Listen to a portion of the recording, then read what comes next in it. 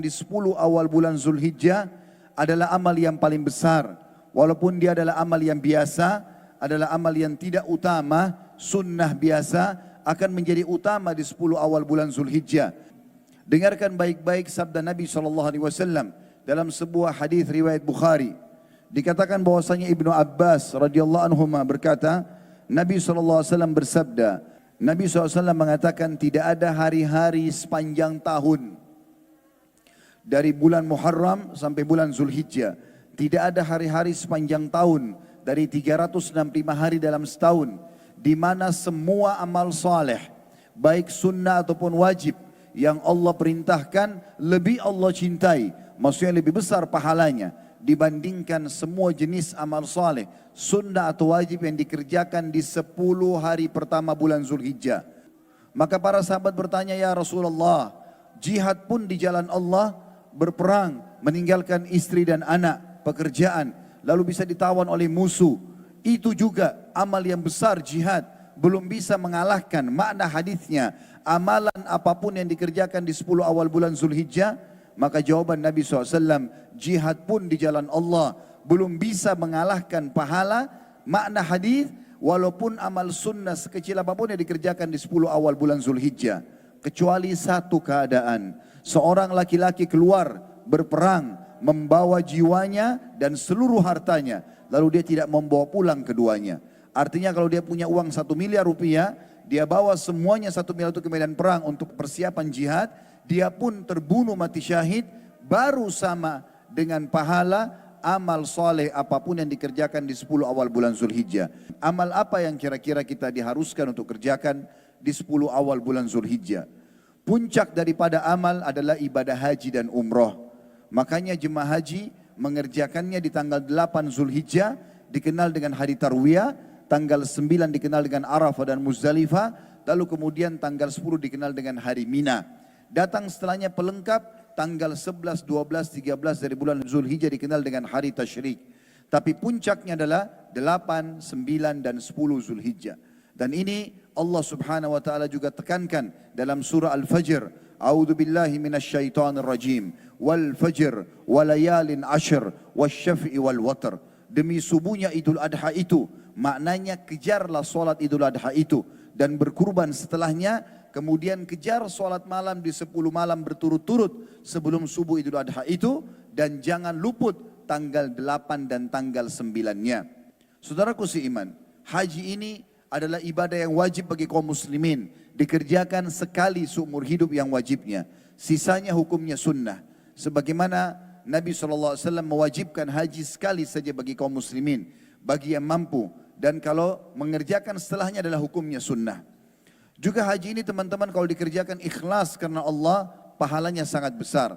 Dengarkan hadisnya. Kata Nabi SAW dalam hadis Bukhari Muslim, antara umroh ke umroh yang setelahnya, maknanya kita disuruh, diperintahkan dalam syariat mengulang-ulangi umroh. Antara umroh dengan umroh setelahnya pengampunan dosa di antara keduanya. Dan haji yang mabrur, yang mengikuti syarat dan rukun, tidak ada balasannya kecuali surga. Juga dalam hadis sahih yang lain dikatakan, siapa yang haji, dia tidak rafath, mengucapkan kalimat syahwat dengan lisannya, tidak fusuk, berbuat kejahatan, maka dia akan pulang dari haji seperti baru dilahirkan oleh ibunya atau bersih dari dosa-dosa.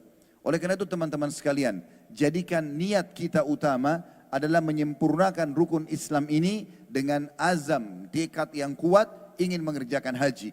Bagi yang sudah mengerjakannya alhamdulillah, tapi tidak dilarang dalam syariat untuk mengulang-ulanginya karena tidak ada jaminan ibadah yang sudah dikerjakan sebelumnya sudah diterima.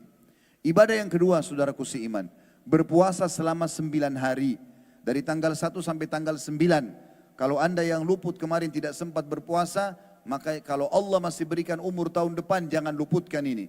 9 hari ini dianjurkan berpuasa. Kalau yang tidak bisa selama 9 hari, bisa 8 hari, 7 hari, berapa hari saja. Kalau juga tidak bisa, maka minimal jangan kehilangan puasa tanggal 9. Karena disebutkan dalam hadis Bukhari tadi, kalau semua amal yang dikerjakan di 10 awal bulan Zulhijjah ini adalah mengalahkan pahala jihad. Dan yang bisa menyamai hanya orang yang keluar berjihad, membawa seluruh harta dan jiwanya, kemudian dua-duanya habis di jalan Allah.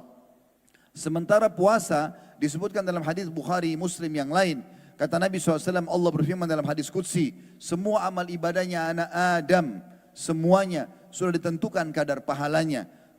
Satu pahala atau satu perbuatan bisa menjadi 10 kali lipat, kecuali puasa. Karena dia milikku, kata Allah, aku akan membalasnya langsung. Dia meninggalkan makanan, minuman dan syahwatnya karena aku. Maka pahala puasa adalah ibadah yang sangat besar. Kalau diletakkan di 10 awal Zulhijjah, tepatnya 9 hari pertama, maka itu akan mendapatkan pahala puncak. Dan kita tidak perintahkan atau tidak diperintahkan tanggal 10 Zulhijjah hari ini puasa. Karena ada riwayat yang lain kalau Nabi SAW melarang umatnya berpuasa di 2 hari raya, Idul Fitri dan Idul Adha.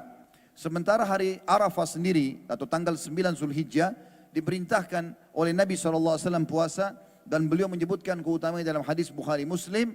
Beliau mengatakan akan mengampuni dosa-dosa 365 hari ke belakang atau 1 tahun ke belakang, dan 365 hari ke depan atau 1 tahun ke depan. Artinya dengan puasa sehari saja, saudaraku seiman, di tanggal 9 Zulhijjah, maka akan membersihkan 730 hari dari dosa-dosa yang pernah Anda lakukan.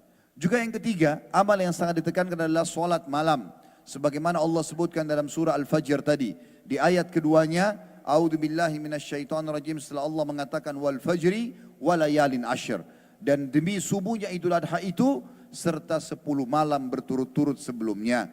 Sampai sebagian ulama mengatakan 10 awal bulan Zulhijjah, malam-malamnya menyaingi 10 akhir bulan Ramadan. 10 akhir Ramadan ada Lailatul Qadar tapi 1 malam saja. Lebih baik daripada 1000 bulan. Tapi di sini 10 malam berturut-turutnya pahalanya lebih besar daripada jihad. Selanjutnya teman-teman sekalian, yang keempat adalah sholat Idul Adha dan juga berkurban setelahnya. Sebagaimana Allah Subhanahu wa taala menyebutkan dalam surah Al-Kautsar ayat 2, A'udzu billahi minasyaitonir rajim, fashalli li rabbika wanhar. Salatlah hai Muhammad Idul Adha itu dan berkurbanlah setelahnya. Dari ayat kedua surah Al-Fajr ini, ulama sepakat hampir semuanya mengatakan bahwasanya Idul Adha lebih afdal daripada Idul Fitri. Karena Idul Fitri hanya ada sholat Idul Fitri saja. Setelahnya kaum muslimin bebas mengerjakan apa saja. Tetapi Idul Adha dikuatkan dengan waw ataf di sini, fasalli li rabbika wanhar. Kerjakan sholat itu Idul Adha dan berkurbanlah setelahnya. Begitu juga teman-teman sekalian dengan semua jenis amal saleh, membaca Al-Quran, berzikir kepada Allah Subhanahu wa taala, terutama dalam mengamalkan ayat firman Allah SWT surah Al-Hajj ayat 28 yang bunyinya a'udzubillahi minasyaitonirrajim wa yadhkuru ismallahi fi ayyamin ma'lumat, dan mereka diperintahkan sekali kaum muslimin untuk berzikir kepada Allah di hari-hari yang sudah ditentukan. Para ahli tafsir mengatakan surah Al-Hajj ayat 28 maknanya adalah 10 awal dari bulan Zulhijjah. Karena itu para ulama anjurkan untuk memperbanyak zikir pada hari-hari tersebut. Berdasarkan juga hadis Ibnu Umar radhiyallahu anhu dalam hadis riwayat Ahmad dengan sanad sahih, maka perbanyaklah tahlil la ilaha illallah, takbir, Allahu akbar, tahmid pada hari-hari itu atau alhamdulillah pada hari-hari itu. Imam Bukhari menuturkan rahimahullah bahwasanya Ibnu Umar dan Abu Hurairah radhiyallahu anhu ajma'in keluar ke pasar pada 10 awal bulan Zulhijjah ini sambil mengumandangkan takbir. Kemudian orang-orang pun mengingat, akhirnya mereka juga mengucapkan takbir. Dan Ishaq rahimahullah meriwayatkan dari fuqaha tabi'in bahwasanya pada hari-hari itu dianjurkan membaca Allahu Akbar, Allahu Akbar, Allahu Akbar, la ilaha illallah, wallahu akbar, Allahu Akbar walillahil hamd. Juga dalam surah Al-Baqarah Allah menekankan ayat 185 tentang masalah itu. A'udzu billahi minasyaitonir rajim wa litukabbirullaha ala ma hadakum wa la'allakum tashkurun. Dan hendaklah kalian mengagungkan Allah atas petunjuknya yang diberikan kepada kalian dan agar kalian bersyukur kepada Allah. Juga teman-teman sekalian dianjurkan sekali kaum muslimin untuk melakukan takbir berhubungan dengan ini mutlak dan muqayyad. Yang dimaksud dengan mutlak adalah seorang muslim membaca dari tanggal 1 Zulhijjah sampai akhir hari tasyrik tanggal 13 Zulhijjah. Mulai tanggal 1 Zulhijjah sampai tanggal 13 membaca takbir mutlak atau selalu membaca di mana saja kapan ada kesempatan. Allahu Akbar, la ilaha illallah, Allahu Akbar walillahil hamd. Dan juga dianjurkan takbir muqayyad menjelang sholat Idul Adha, sering dipandu di masjid-masjid, Allahu Akbar, la ilaha illallah, Allahu Akbar walillahil hamd. Ini juga dibaca sampai akhir hari tasyrik. Dan dianjurkan pada saat habis sholat 5 waktu, imamnya mengumandangkan ini, kemudian makmumnya pun membaca setelah sholat 5 waktu itu sendiri. Juga sangat dianjurkan semua jenis ibadah, apapun sifatnya, termasuk dalamnya taubat dari kesalahan-kesalahan, kalaupun kita pernah melakukannya.